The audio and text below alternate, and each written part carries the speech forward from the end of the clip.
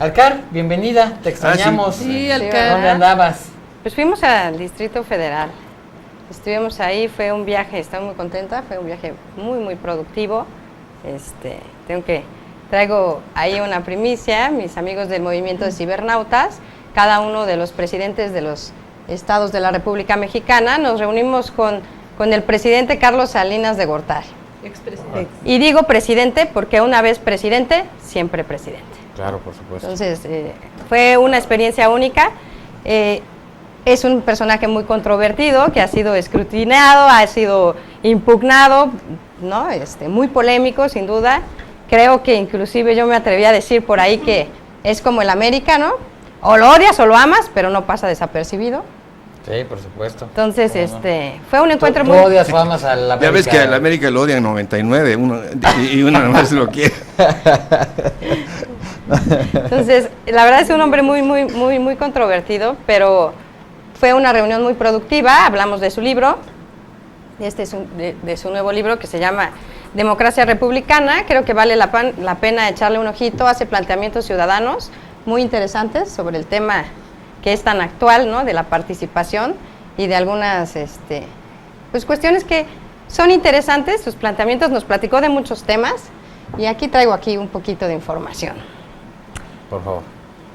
Pues el día 12 de abril fue un día muy interesante. Mis amigos del movimiento, como ya les comentaba, de cibernautas del PRI, me invitaron a una reunión con Carlos Salinas de Gortari para platicar de su libro Democracia Republicana.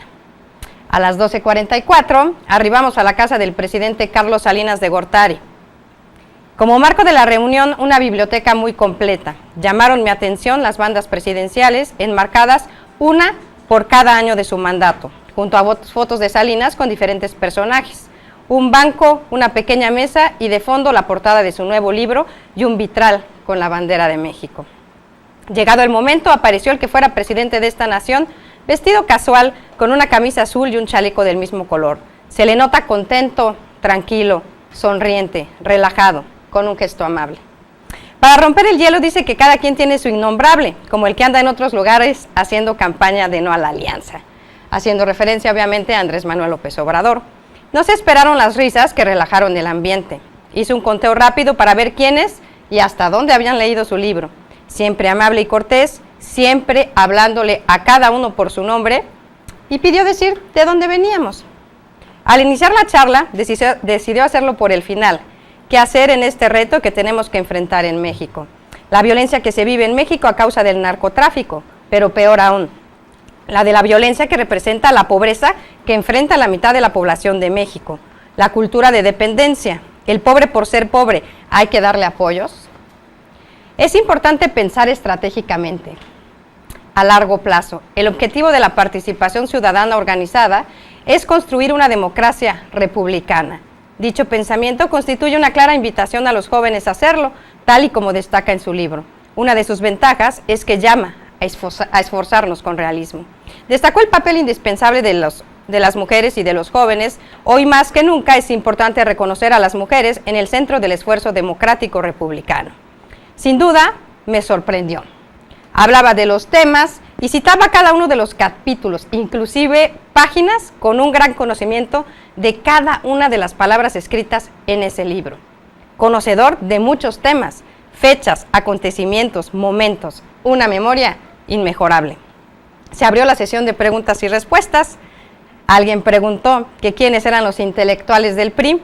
Su respuesta causó sorpresa a más de uno. Cada uno tiene que encontrarlos, tienen que ser nuevos y jóvenes, dijo. El PRI perdió la elección porque el PRI perdió la batalla. El PRI no está en la batalla de las ideas, comentó. Habló de la cultura del esfuerzo como ejemplo Villarraigosa y de cómo muchos paisanos mexicanos tuvieron que emigrar a Estados Unidos para buscar una oportunidad.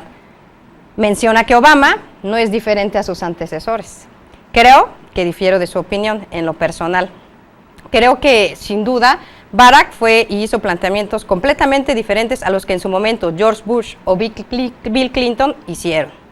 Sobre las tecnologías, narra paso a paso la caída del régimen autoritario de Mubarak en Egipto.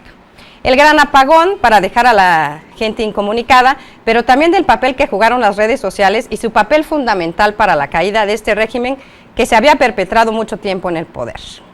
pero remata diciendo, cuando se trata de crear ciudadanía y participación, no basta tener un Facebook y un Twitter. La ciudadanía se hace cara a cara, acercándose a la gente. También habló de los periódicos y que ya están en su fin, ¿no? Que tienen los días contados por la disminución de publicidad y también el tiraje, ya que ahora todo se va a la red. Sobre el tema, sonrió, a gusto, sacó su BlackBerry y dijo, todo está aquí. Dicen que son seguros, pero tienen sus complicaciones. Habló de lo importante que es el empoderamiento de la sociedad, del intento que hizo con el programa, que sin duda casi todos los mexicanos recordamos, que es Solidaridad. Era un proyecto de desarrollo que buscaba la participación ciudadana. Puso un ejemplo. En las colonias, los gobernantes hacen obras y llegan y esperan llevarse las palmas, pero existe la indiferencia social. La gente se queja, que porque no la escucharon, no lo hicieron a tiempo, porque cobraron el doble de lo que cuesta. En Solidaridad, cuando se entregaban las obras, era una fiesta, comenta. Las personas se sentían sujetos y no objetos, ya que ellos habían participado de forma directa, organizando, pero sobre todo involucrándose en todo el proceso. Resaltó la importancia de establecer presupuestos participativos también, que lo plantea ampliamente en su libro. Dice que en lugares como Barcelona funcionan muy bien y en México ya hay algunos intentos, como el caso de Tlaquepaque, el de Tuxpan, Veracruz, el de Fresnillo, inclusive el de Catepec. Algunos de estos intentos con nombres muy parecidos a lo que fue su programa distintivo. El poder de servir en esta nación que nos vio nacer y haberlo hecho con vitalidad y deseo de superación es necesario. Hay que buscar el ánimo participativo, apuntó. Esta es una muy breve reseña. Habló de temas muy interesantes, pero estos no se los voy a contar hoy. Tendrán que consultarlos en mi próxima columna. Obviamente el caso del pleito que están con Televisa, ¿no? Y Telmex. Habló ampliamente. Habló también sobre los sindicatos, el tema de la quina, por ejemplo, ¿no? Y muchos otros temas muy interesantes. Hablamos de todo y de nada, ¿no? De repente surgían muchas preguntas. Creo que es un personaje que además tiene mucho carisma, debo reconocerlo, te cae bien, amable, ¿no? Gustoso de recibirnos, estuvimos en su biblioteca, debo confesar que es una biblioteca inmejorable, ¿no? Muchísimos libros de muy buen gusto y creo que el señor pues además es muy inteligente, ¿no? Tiene un IQ muy especial y ahí está, fue un día importante, agradezco a mis amigos del movimiento de cibernautas, a Sergio José, a Aldo Irán y toda una experiencia haber podido estar en su casa. Claro, por supuesto, bueno, es un líder carismático, ¿no? Por supuesto, inteligente, eso nadie se lo niega, nadie se lo quita, independientemente de lo controvertido, lo polémico que sea él en lo personal y que haya sido su gestión.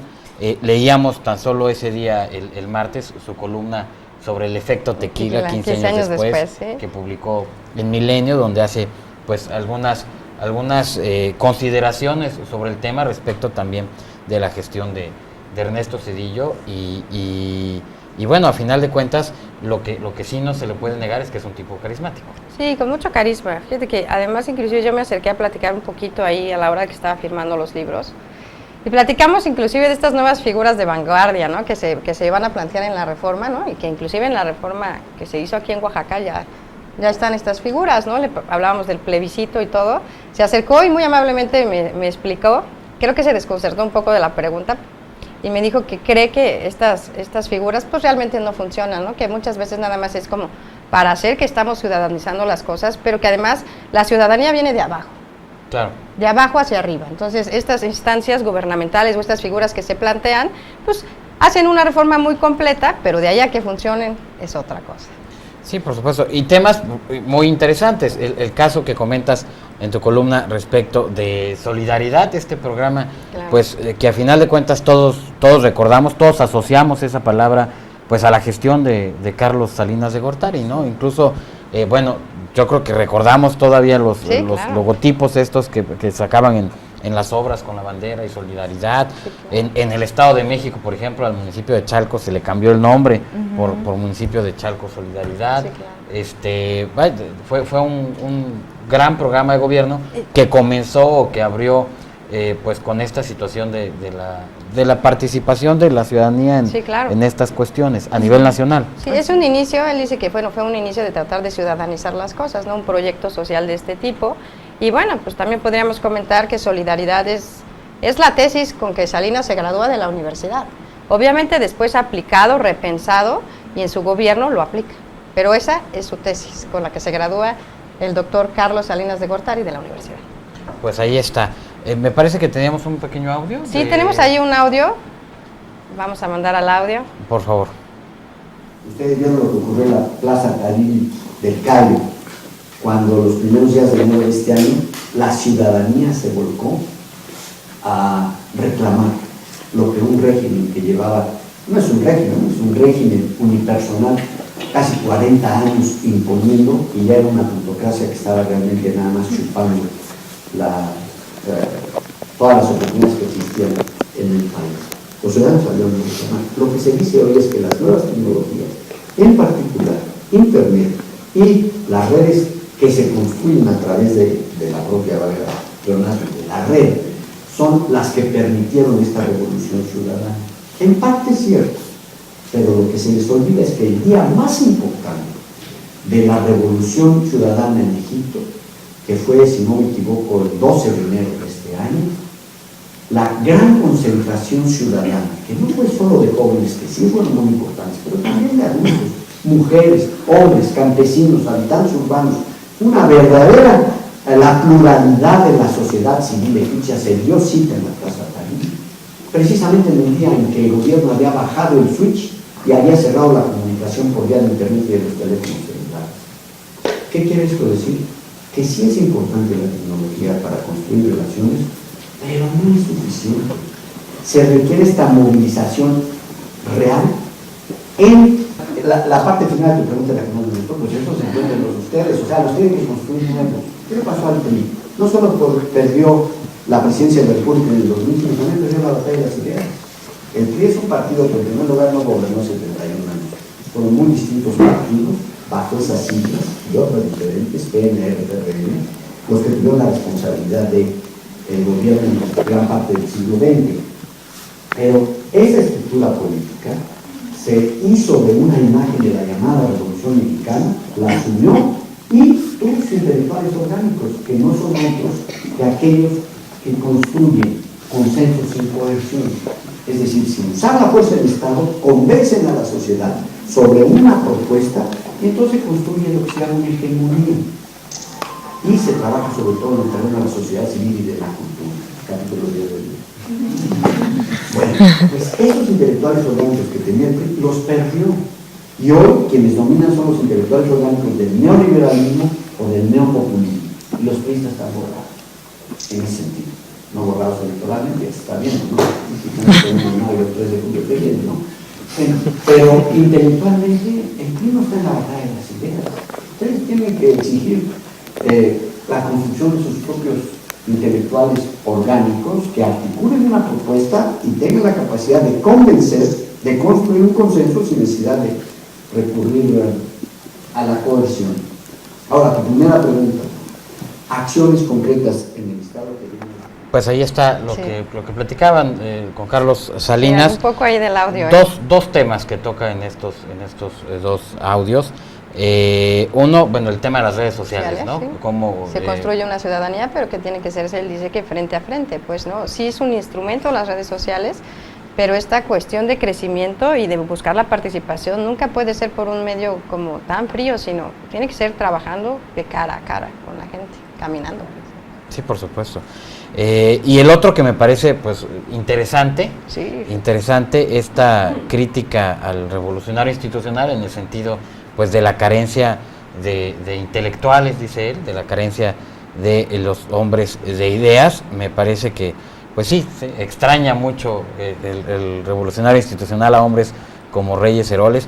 Tal vez Manlio Fabio Beltrones sea el que esté ahorita dando alguna batalla en cuanto a las ideas, en cuanto a las propuestas, pero sí como ideólogo, con toda esta consistencia que le dio Reyes Heroles en su momento al revolucionario institucional, pues hace muchos años que no vemos algo así. Sí, claro. Se acabaron con Ernesto Zedillo, se fueron del país, no sé qué les pasó, ¿no? Claro. Pero desde que llegó Zedillo a la presidencia, se acabaron los ideólogos del